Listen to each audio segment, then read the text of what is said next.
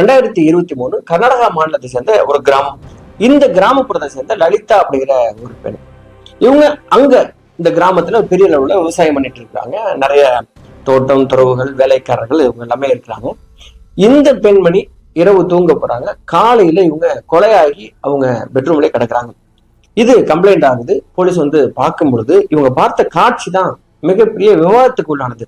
அந்த பெண்மணி அவங்க கட்டில்ல கை கால்கள் கட்டப்பட்ட நிலையில, அதாவது இந்த ஆபாச படங்கள்ல கட்டப்பட்ட நிலையில உறவு கொள்ளும் இந்த மாதிரியான நிலையில அந்த பெண் கட்டப்பட்டிருக்கிறாங்க. அப்படியே இறந்து போயிருக்காங்க. அவங்க பக்கத்துல இரவு முழுவதும் மது அருந்தியதற்கான அடையாளமும் நிறைய சிகரெட் துண்டுகளும் கிடைக்கப்பட்டிருக்குது. அது மட்டும் இல்லாம அவங்க மொபைல் போன்ல இரவுல அவங்க ஆபாச படங்கள் தொடர்ச்சியா பார்த்திருக்காங்க பல மணி நேரம் அப்படிங்கிறதுக்கான எவிடன்ஸ் கிடைக்குது. இந்த குற்றத்தை செய்த கொலையாளி யார், இந்த குற்றம் எப்படி நடந்தது, ஏன் நடந்தது அப்படிங்கிறது தான் இன்னைக்கு நம்ம இந்த கிரைம் சேனல்ல பேச போறோம். சரி, நம்மளே இது வரைக்கும் இந்த சேனலை நீங்க சப்ஸ்கிரைப் பண்ணாம பார்த்துட்டீங்கன்னா மறக்காம சப்ஸ்கிரைப் பண்ணி உங்க ஆதரவு தாங்க. சரி, நேரடியாக இந்த கிரைம் சம்பவத்துக்குள்ள நம்ம போயிடலாம். 2023 மார்ச் மாசம் இந்த கிரைம் நடக்குது. முதல்ல இந்த லலிதா எந்த ஏரியாவை சார்ந்தவங்க அப்படிங்கறத நம்ம பார்த்துக்கலாம். கர்நாடகா மாநிலத்துல பெங்களூர் ரூரல் டிஸ்ட்ரிக்ட்ல தேவனஹள்ளி தாலுக்காவை சேர்ந்த விஸ்வநாதபுரா கிராமத்தை சேர்ந்தவங்க தான் இந்த லலிதா. இவங்களுக்கு 53 வயசாகுது. இவங்களுடைய கணவர் பேர் சீனிவாசன். இவருக்கு 57 வயசாகுது. சரியா 8 வருஷத்துக்கு முன்னாடி இந்த சீனிவாசன் ஒரு ஹார்ட் அட்டாக்ல இறந்து போயிடுறாரு. இந்த சீனிவாசன் என்ன வேலை பார்த்தாருன்னா ஒரு இன்சூரன்ஸ் ஏஜென்டா வேலை பார்த்திருக்காரு. இந்த 2 தம்பதிகளுக்கும் ஏறக்குறைய 28 வருஷத்துக்கு முன்னாடி திருமணம் ஆயிருக்குது. இவங்களுக்கு குழந்தைகள் கிடையாது. இந்த குழந்தைகள் இல்லாட்டி கூட இந்த தம்பதி ரொம்ப சந்தோஷமா தான் வாழ்ந்துருக்காங்க. இவங்க அதை பத்தி பெருசா கவலைப்பட்டதாகவும் அந்த ஏரியாவில் சொல்லப்படலை. இந்த நிலையில தான் தன்னுடைய கணவர் இறந்து போனதுக்கு அப்புறம் இவங்க என்ன பண்றாங்கன்னா, இவங்க கணவரும் இவங்களும் சேர்ந்து பார்த்துட்டு இருந்த அந்த விவசாய வேலைகளை இந்த அம்மாவே பார்க்க ஆரம்பிச்சிருக்காங்க. அதுக்கு உதவியா இவங்ககிட்ட வேலைக்காரர்கள் இருக்கிறாங்க, தென்னந்தோப்புகள் இருக்குது, விவசாய பூமிகள் இருக்கு. அப்படிங்கிறனால ரொம்ப பரபரப்பா இருக்கக்கூடிய ஒரு அம்மா தான் இந்த லலிதா. இந்த லலிதா பத்தியும் இந்த லலிதா வீடுகளுக்கு பக்கத்துல இருக்கிற மட்டும் ரொம்ப தன்மையா பழகக்கூடியவங்க தான் லலிதா. அது மட்டும் இல்லாம இந்த லலிதா வந்து கடுமையான உழைப்பாளியாகவும் இருந்திருக்காங்க. காலையில 5 மணிக்கெல்லாம் எழற பழக்கம் அவங்களுக்கு இருந்திருக்குது. எந்திரிச்சோடனே வீட்டுக்கு வெளியில வந்து கோலம் போட்டுதான் அவங்க வீட்டு வேலையில ஸ்டார்ட் பண்ணுவாங்களாம். அக்கம் பக்கத்துல இருக்கிற எல்லாத்தையுமே நல்ல ரிலேஷன்ஷிப்பை இவங்க மெயின்டைன் பண்ணிட்டு வந்திருக்காங்க. இந்த சூழல்ல தான் 2023 மார்ச் 17 அன்னைக்கு எப்பொழுதும் 5 மணிக்கெல்லாம் எந்திரிச்சு பரபரப்பா வேலை செய்யற இந்த லலிதா காலையில 9 மணி வரைக்கும் வீட்டை விட்டு வெளியில வரல அப்படிங்கிறது இவங்க வீட்டுக்கு பக்கத்துல இருந்தவங்க எல்லாருக்குமே ஒரு சந்தேகத்தை ஏற்படுத்திருக்குது. அது மட்டும் இல்லாம இந்த வீடு திறந்து கிடந்திருக்குது. இதை பார்த்த இவங்க பக்கத்து வீட்டுல இருந்த சாவித்திரி அம்மா அப்படிங்கிற ஒரு பெண் என்ன பண்ணிருக்காங்கன்னா, இவங்க வீட்டுக்குள்ள போயிட்டு லலிதா அம்மாவை தேடி இருக்கிறாங்க. ஒருவேளை லலிதாவுக்கு ஏதாவது முடியாம இருக்குமோ அப்படிங்கிறதுக்காக அவங்க வீட்டுக்குள்ள போகும்போதுதான் அவங்க பார்த்த காட்சி தான் இந்த லலிதா அவங்க பெட்ரூம்ல இறந்து கிடக்குறாங்க அப்படின்னு சொல்லிட்டு இவங்க பார்த்தது அவங்க பயந்து போயிடுறாங்க. அவங்க போட்ட சத்தத்துலதான் பக்கத்து வீடுகள்ல இருந்த அத்தனை பேரும் வந்து அங்கிருந்து இந்த விஸ்வநாதபுரா போலீஸ் ஸ்டேஷனுக்கு இந்த தகவல் போகுது. அடுத்த அரை மணி நேரத்துல போலீஸ் டீம் இங்க வர்றாங்க, போரன்சிக் டிபார்ட்மெண்ட்டும் வர்றாங்க. இந்த இடத்த அவங்க ஆய்வு பண்றாங்க. இறந்து கிடக்குற இந்த லலிதா அம்மா அவங்க கைகள் கால்கள் கட்டப்பட்ட நிலையில இருக்குது. அது மட்டும் இல்லாம கட்டியிருக்குது அந்த கட்டிலோட சேர்த்து கட்டப்பட்டிருக்குது. இந்த சடலத்துக்கு பக்கத்திலேயே இரவு முழுவதும் மது அருந்தியதற்கான அந்த பாட்டில், கிளாஸ் இருக்குது, ஸ்நாக்ஸ் இருக்குது. ரொம்ப குறிப்பா அங்க சிகரெட் பிடிக்கப்பட்ட அந்த துண்டுகள் இருக்குது. இந்த லலிதாவுடைய மொபைல் போனும் ஆன் ஆகி அப்படியே இருக்குது. அவங்க கடைசியா பார்த்ததுதான் ஆபாச வீடியோக்கள் பார்த்திருக்காங்க அப்படிங்கிறதுக்கான அந்த ஹிஸ்டரியும் இருக்குது. ஏறக்குறைய அவங்க 11 மணில இருந்து இரவு 2 மணி வரைக்கும் பான் அவங்க பார்த்திருக்காங்க அப்படிங்கிறது போலீஸ் கண்டுபிடிக்கிறாங்க. இந்த சூழல்ல இந்த பாடியை அவங்க போஸ்ட்மார்ட்டத்துக்கு அனுப்பும்போது அங்கிருந்த அவங்களுடைய ஆடைகள் இது எல்லாத்தையுமே கலெக்ட் பண்ணிக்கிறாங்க. இந்த லலிதாவுடைய பாடியை போஸ்ட்மார்ட்டத்துக்கு அனுப்புறாங்க. போஸ்ட்மார்ட்டம் ரிப்போர்ட்ல என்ன வருதுன்னா, இரவுல அவங்க நிறைய மது அருந்தி இருக்காங்க. மது அருந்தினதுக்கு அப்புறம் யாரு கூடய உறவு வச்சிருக்காங்க அப்படின்னு தெரிய வருது. இந்த லலிதாவுடைய ஆடைகள்லையும் ஒரு ஆணுடைய விந்தணுக்கள் இருக்கிறதையும் கண்டுபிடிக்கிறாங்க.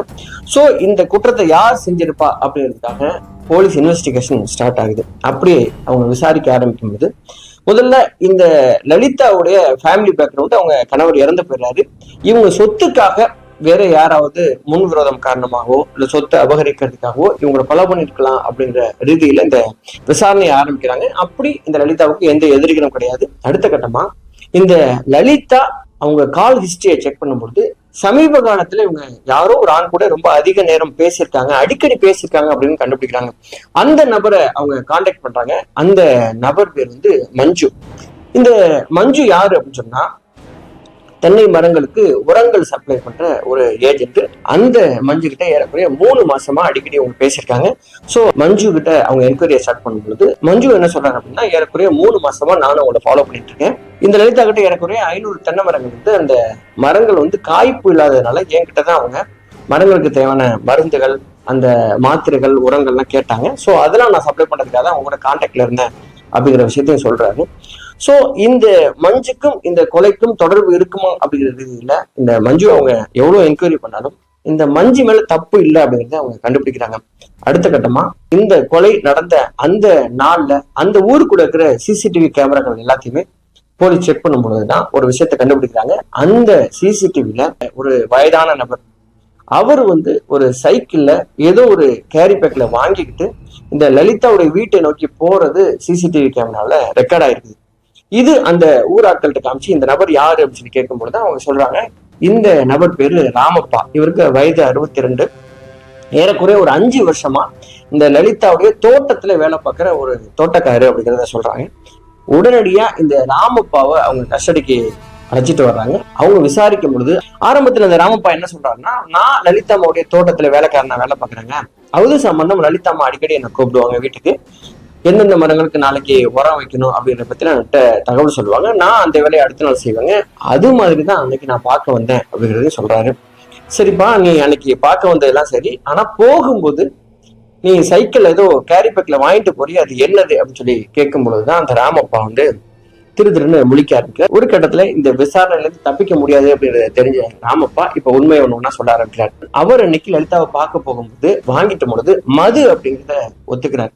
போலீஸ்ட மேல அவர் என்ன சொல்றாருன்னா, லலிதா அம்மா வந்து மது அருந்துவாங்க, இது ஊருக்கு யாருக்குமே தெரியாது, யாருக்கும் தெரியக்கூடாது அப்படிங்கிறதுக்காக என்கிட்ட ரகசியமா சொல்லி வாங்கிட்டு வருவாங்க, நானும் அடிக்கடி அதை வாங்கி வந்து கொடுப்பேன், அந்த மாதிரிதான் அன்னைக்கு என்னை கூப்பிட்டு வாங்கிட்டு சொன்னாங்க, நான் வாங்கி கொண்டு போய் கொடுத்துட்டு வந்தேன், வேற எதுவுமே எனக்கு தெரியாது அப்படின்னு அதுக்கு மேல சொல்ல மறுக்கிறான். இந்த விஷயத்துல அங்க கிடந்த சிகரெட்டுகளும் லலிதாமாவுடைய ஆடைகள் இருக்கிற விந்தணுக்கள் இது எல்லாமே டெஸ்ட்டுக்கு அனுப்பப்பட்டது அப்படிங்கிறது தெரிஞ்ச உடனும் இதுக்கப்புறம் நம்ம தப்பிக்க முடியாது அப்படின்னு உண்மையை ஒத்துக்க ஆரம்பிச்சார் இந்த ராமப்பா. அதாவது அன்னைக்கு என்ன நடந்திருக்குன்னு சொன்னா, ஏறக்குறைய கணவன் இறந்து அடுத்த 2 வருஷம் வரைக்கும் உங்க தனிமையில இருந்திருக்காங்க. அதுக்கப்புறம் தான் இந்த தோட்டத்தை பார்க்கறதுக்காக ராமப்பா வேலைக்கு சேர்ந்திருக்காரு. ராமப்பாவுக்கும் குடும்பம் யாரும் கிடையாது, உங்களுடைய மனைவியோடைய கருத்து வேறுபாட்டாலே பிரிஞ்சு இருந்திருக்கிறாரு. அதுக்கப்புறம் இந்த ராமப்பாவுக்கும் லலிதாவுக்கும் இடையே ஒரு ரகசிய உறவு ஒண்ணு ஏற்பட்டிருக்கு. இந்த உறவு ஊர் உலகத்துக்கு தெரியாம இவங்க மறைச்சு வச்சிருந்திருக்காங்க. அடிக்கடி வேலைக்கு கூப்பிடுறது போலவும் வேலைக்கு இன்ஸ்ட்ரக்ஷன் கொடுக்கறது போலவும் இந்த 2 நபர்களும் இவங்க லலிதாவுடைய சொந்த வீட்டிலேயே தனிமையில சந்திக்கிறது வழக்கமா இருந்திருக்குது. ஒரு முதலாளி அம்மா, ஒரு வேலைக்காரன், இந்த உறவு அப்படிங்கிறதுனால ஊர்க்காரங்க இதை சந்தேகப்படாம இருக்காங்க. அதே மாதிரி தோட்டத்திலையும் இவங்களுக்கு ஒரு ஷெட் இருந்திருக்கு, அந்த ஷெட்டையும் இவங்க தனிமைக்கு இவங்க பயன்படுத்தி வந்திருக்காங்க. இந்த மாதிரி இருக்கும்போது தான் 5 வருஷமா ரகசியமா இவங்க கட்டி காப்பாத்தின உறவு அன்னைக்கு மார்ச் 17, 2023 அன்னைக்கு ஈவினிங் தோட்டத்துல லலிதா அம்மா பார்க்கும்பொழுது இன்னைக்கு இரவு வீட்டுக்கு வந்துட்டு வரும்போது மது வாங்கிட்டு வந்துருன்னு சொல்லிட்டு அவங்க 1000 ரூபாய் பணம் கொடுத்துருக்காங்க. அந்த பணத்தை வாங்கிட்டு தான் இவர் மது வாங்கிட்டு வந்திருக்கிறாரு. வாங்கிட்டு 2 பேரும் வீட்டுல சாப்பிட்டு இருக்காங்க. அதுக்கப்புறம் மது அருந்த ஆரம்பிச்சு ஏறக்குறைய ஒரு 11 மணியை தாண்டின உடனே லலிதாவுக்கு சமீப காலமா வந்து ஆபாச படம் பாக்குறதுல அடிக்ஷனாவே மாறிட்டாங்க. அந்த மாதிரி அவங்க ஒரு வீடியோ எடுத்து ராமப்பட்ட காமிச்சிருக்காங்க.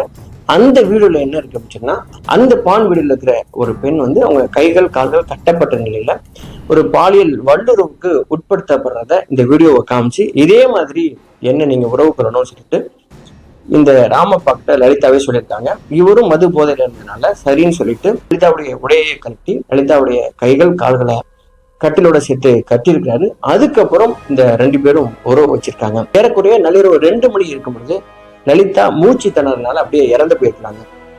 முழுவதும் போதையில் இருந்த ராமப்பாவுக்கு இந்த லலிதாவை எழுப்பி பார்த்துட்டு அதுக்கப்புறம் என்ன பண்றதுன்னு தெரியாம அங்கிருந்து அவரு வெளியில ஓடி போயிருக்கிறாரு. இந்த விஷயம் வெளியில யாருக்கும் தெரியாது அப்படின்னு நினைச்சுன்னா ரொம்ப கேஷுவலா அடுத்த நாள் வந்து போலீஸ் என்கொயரி பண்ணும் பொழுதும் அவரு தோட்ட வேலை எல்லாம் செஞ்சுட்டு எதுவுமே தெரியாத மாதிரி இந்த வீட்டுக்கு வந்திருக்காரு. இந்த போலீஸ் டீம் என்கொயரி பண்ணும்பொழுது அந்த கூட்டத்துல அவர் இருந்து ஒருவேளை நம்மளை கண்டுபிடிச்சிருவாங்களோ அப்படிங்கிற பயம் பதட்டத்தோட இருந்திருக்காரு.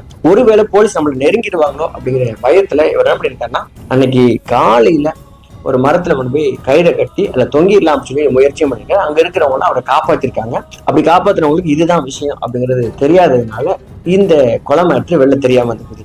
இந்த மொத்த விஷயத்தையும் போலீஸ்கிட்ட சொல்லிடுறாரு ராமப்பா. அதுக்கப்புறம் இந்த ராமப்பா மேல வழக்கு பதிவு பண்ணிவிட்டு இப்போ ராமப்பா ஜெயில இருக்கார்.